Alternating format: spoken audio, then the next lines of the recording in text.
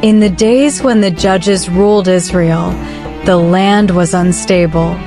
There was no king in Israel, and as the book of Judges repeatedly reminds us, everyone did what was right in his own eyes. Violence, idolatry, famine, and spiritual confusion spread through the nation. Yet amid the chaos of Judges, tucked quietly between stories of war and destruction, another story unfolded. Not a story of armies, not a story of kings, but a story of grief, loyalty, survival, womanhood, redemption, and unexpected hope. And it began and ended in Bethlehem of Judah. The same Bethlehem that generations later would welcome the birth of Jesus Christ. A famine struck the land of Judah, and in Bethlehem lived a man named Elimelech with his wife Naomi and their 2 sons, Mahlon and Chilion. Like Abraham and Isaac before him, Elimelech left the land during hardship, seeking survival elsewhere.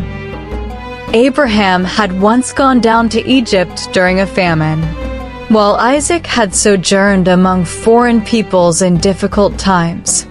The book of Ruth doesn't state that God instructed Elimelech to leave Judah, yet he journeyed eastward into the land of Moab.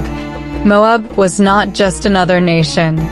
The Moabites were descendants of Moab, the son born through the tragic incest between Lot and his eldest daughter after the destruction of Sodom. Over the centuries, Moab became one of Israel's perpetual enemies.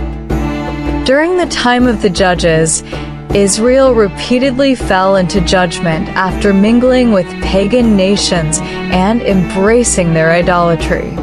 And the Moabites were often among them. Their gods were foreign. Their worship practices were pagan. Their relationship with Israel was tense and painful. Yet it was there, in Moab, that Naomi's family settled. At first, perhaps it seemed practical, perhaps even wise. But then tragedy slowly consumed the household. Elimelech, Naomi's husband, died. Naomi was left a widow in a foreign land. Then her 2 sons Mahlon and Chilion married Moabite women Orpah and Ruth. For a brief moment, perhaps Naomi believed life was rebuilding itself. But after about 10 years, both sons before having any children also died. And suddenly 3 widows remained. No husbands, no children, no security, no inheritance. No future. In the ancient world, widowhood was terrifying. It often meant economic ruin, vulnerability, loneliness, and uncertainty. Ruth does not hide these realities. It exposes the deep anxieties of family life and survival with painful honesty. Then Naomi heard something unexpected. The famine in Judah had ended. The Lord had visited his people and given them food. And so Naomi made a decision. She would return home. That decision changed history. As they traveled toward Judah, Naomi stopped her daughters-in-law and urged them to remain in Moab. Why should they follow an aging widow with nothing left to offer? Why abandon their homeland for uncertainty? Naomi even blamed God for her suffering. The Almighty has dealt very bitterly with me. I went away full, and the Lord has brought me back empty. Orpah tearfully kissed Naomi goodbye and returned home. But Ruth refused. She insisted on staying by Naomi's side. And in one of the most beautiful declarations in Scripture, Ruth said, "Do not urge me to leave you or to return from following you. For where you go I will go, and where you lodge I will lodge. Your people shall be my people, and your God my God. Where you die I will die, and there will I be buried." A Moabite woman from a pagan nation often hostile to Israel chose the people and the God of Israel in faith, not through miracles, not through visions, but through loyalty, suffering, and love. So the two widows journeyed together toward Bethlehem, and when they arrived, the town was stirred. The women of Bethlehem recognized Naomi.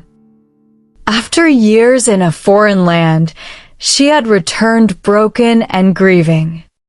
Yet despite her sorrow, Judah received them warmly. Naomi may have arrived feeling empty, but God had not abandoned her. The story now shifts into the barley fields of Bethlehem.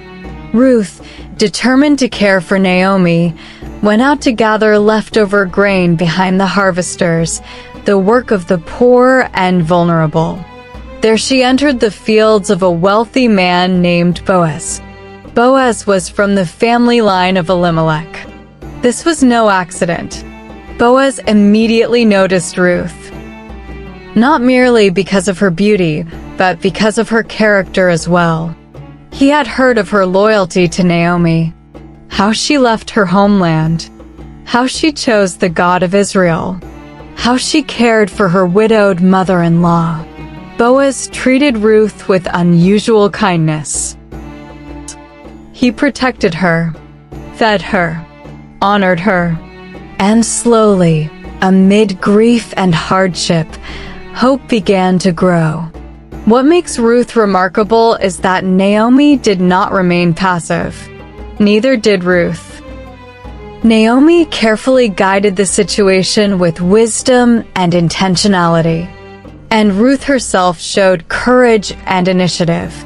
Many would assume biblical womanhood means silence and passivity, but Ruth demonstrates something deeper: humility, wisdom, faithfulness, and boldness working together.